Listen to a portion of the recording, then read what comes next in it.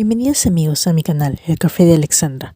Recuerda que cada uno es único en el mundo y tiene su propia genialidad. Yo soy Alexandra, espero disfrutes del tema que escogí esta vez para ti.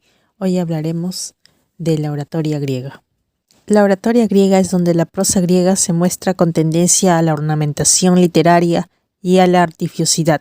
Podemos describir a los griegos como unos entusiastas y buenos conversadores, que les gustaba el diálogo y el juego verbal. Así que tuvieron la necesidad de hacer un arte el hablar en público, y lo llenaron de recursos, matices calculados, efectos expresivos, los que fueron regularizados por normas y principios, a los cuales se les llegaba mediante el aprendizaje y una práctica dura. Es así como nace la retórica.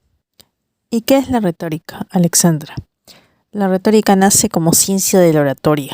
Sin embargo, la historia del arte de escribir tiempo después se confundirá con lo que es la literatura y creará curiosos equívocos.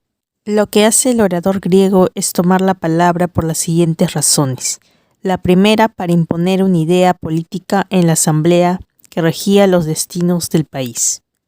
La segunda, para defender o acusar en un pleito. Y la tercera, para conmemorar un hecho glorioso en una fiesta pública.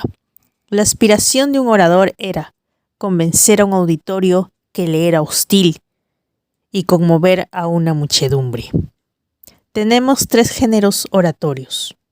El deliberativo, el que se desarrolló dentro de un régimen democrático como es el griego, donde el ciudadano participaba en la tarea común de la ciudad-estado. El orador trata asuntos de la guerra y de la paz, de la hacienda nacional, de los problemas de la patria. El judicial cubrió en ciertos casos una curiosa peculiaridad. La ley obligaba al ciudadano a tomar la palabra personalmente, ya sea como acusador o como acusado, cuando era objeto de un conflicto judicial, pero con el tiempo la legislación se complicó y no todos los atenienses eran capaces de exponer sus razones ante el tribunal. Entonces, nació una serie de logógrafos que no se refiere a los historiadores anteriores a Heródoto, así llamados. Así se da origen a una especie de abogados que redactaban los discursos que tenían que pronunciar los ciudadanos frente a los tribunales. El epidíctico, el que se dedica al elogio, al panegírico, que es el discurso que se pronuncia en honor o alabanza de una persona. Por ello, lo esencial en un orador era la argumentación, que debía ser con un razonamiento sutil combinado de ingenio y persuasión, y así debían ganar un auditorio no solamente con la razón que los asistiera, sino que mayormente por la fuerza emotiva de las palabras y a la belleza de su dicción, rasgo que el ciudadano ateniense le daba mucho peso, por lo que era crucial para el orador este punto para que su discurso sea genial. También es importante señalar que los discursos que actualmente llamamos parlamentarios y defensas forenses y que han llegado hasta nuestros días, poseen un valor literario de interés histórico o jurídico. Tenemos conocimiento de muchos oradores griegos, entre ellos podemos resaltar a Andocides, que vivió entre los siglos V y IV a.C., quien nació en el seno de una familia nobilísima. Sufrió los horrores de la guerra del Peloponeso y se vio envuelto en las luchas políticas. Fue un oligarca que se vio obligado a vivir en un régimen democrático y ya anciano fue expulsado de la ciudad por su oposición a los intereses del Partido Democrático. Desde joven se vio en la necesidad de defenderse y atacar a sus poderosos adversarios mediante la palabra. Nos ha llegado hasta nuestros días 4 de los discursos que pronunció ante la asamblea, el consejo y los tribunales. Él se defiende hábilmente de acusaciones de impiedad. Lisias fue uno de los 10 oradores áticos, retórico, y destacan sus oraciones epidícticas donde elogia o censura a una persona. En sus discursos judiciarios, su estilo es sencillo, espontáneo y gracioso. Sobre algunos de sus discursos, traza unos inolvidables cuadros de la vida familiar ateniense, que constituyen no solamente un documento de primer orden, sino un modelo a lo que se le llamará literatura costumbrista. Y Sócrates nació en Atenas en el seno de una familia acomodada. Fue discípulo y seguidor de Sócrates y Platón.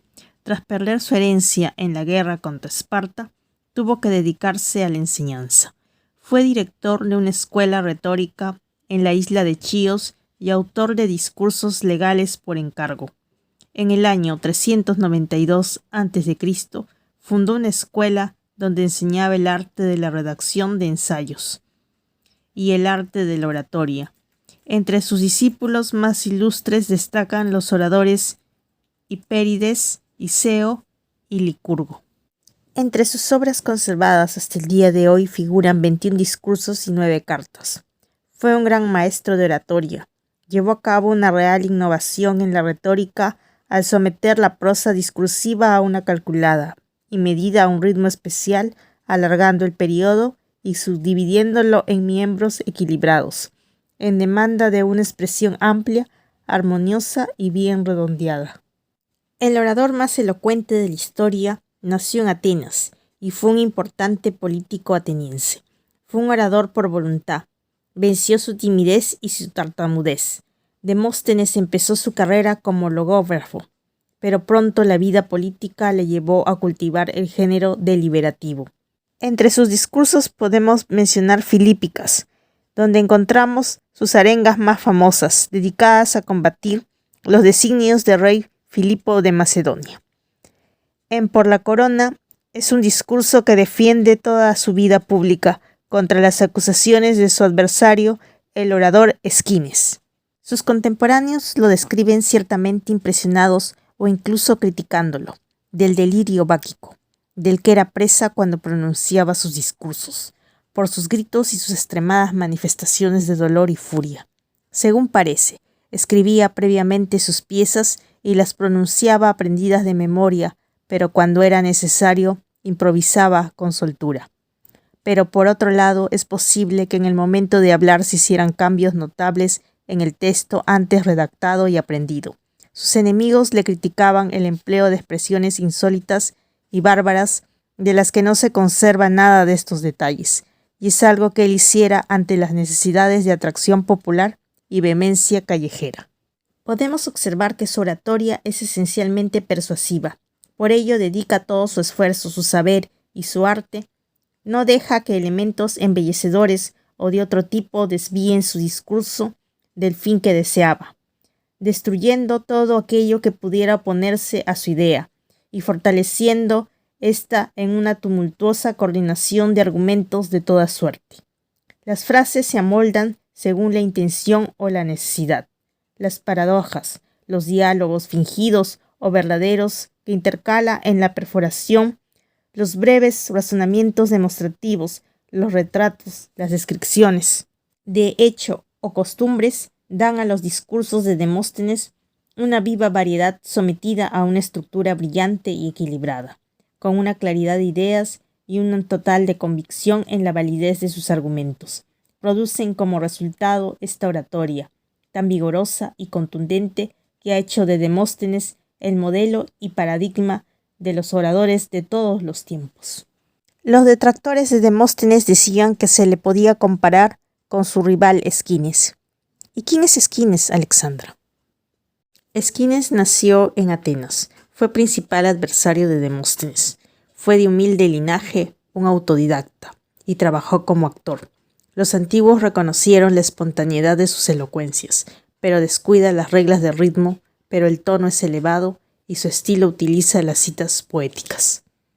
Sin embargo, los discursos que se han conservado no nos permiten afirmar que a Demóstenes se le podía comparar con Esquines. Sus discursos conservados de Esquines poseen cierta belleza, pero son desiguales y tienen cierto vacío. También podemos agregar que parte de su éxito se debe a su prestancia personal y su sonora voz, cultivada en los años en que fue actor en el teatro griego. Bueno amigos, les comento que me hubiera resultado interesante escuchar los discursos y argumentaciones en vivo de los grandes oradores griegos. Una cosa es leerlas y otra es haber visto a los oradores en acción. Seguramente ustedes pensarán lo mismo que yo. Espero les haya gustado este video. Si es así, dale like, comenta, comparte con amigos. pero sobre todo me ayudas suscribiéndote a mi canal, El Café de Alexandra, para más contenido interesante. Gracias y hasta la otra semana. Bye.